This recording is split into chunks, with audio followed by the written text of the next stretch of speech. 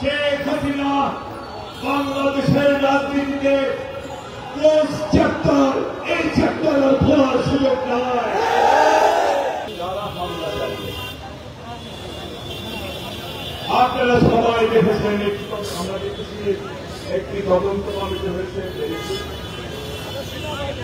তদন্ত কমিটি বেশি সময় লাগবার কথা নয়। ভিডিও আমরা সবাই দেখেছি। ভিডিও ফিরে কারা কারা নুরুর উপর হামলা করেছে, আমাদের হুইল চেয়ারে এসেছেন, তারা আমাদের উপর হামলা করেছে, সমগ্র জাতি এসেছে।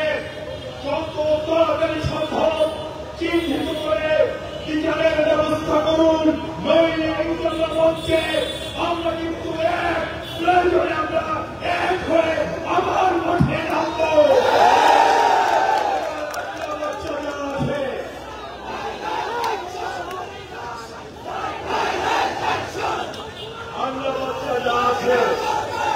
সহযোগিতা আছে, পাড়া পাড়া ঘেরাও করে পাহারা দিয়ে একদম জায়গা মতো পাঠিয়ে দেব।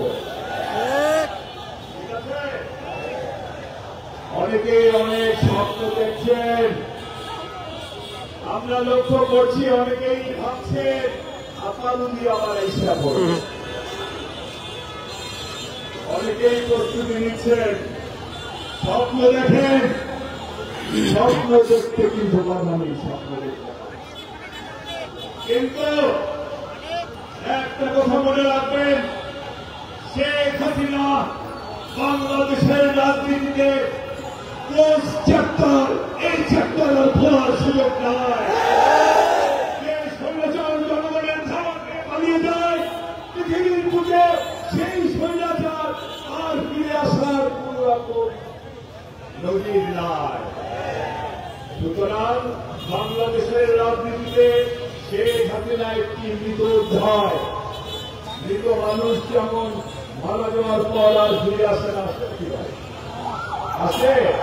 যদি আসতো তাহলে 7 বছরে আত্মীয় স্বজনের ভিড় জমত, তখন কে আবার ফিরে আসে। মৃত মানুষ যেমন ফিরে আসে না, রাজনৈতিক ভাবে মৃত ব্যক্তিও রাজনীতিতে ফিরে আসার কোন সুযোগ নাই। বাংলাদেশের বঙ্গোপসাগরের যেমন জলরাশি এক রাতে শুকিয়ে যাবে, সেটি যেমন অসম্ভব, বাংলাদেশের রাজনীতিতে শেখ হাসিনার প্রত্যাবর্তন থেকে কেমনি একটি অসম্ভব। এই কথাটি যত তাড়াতাড়ি বুঝবেন তত ভালো।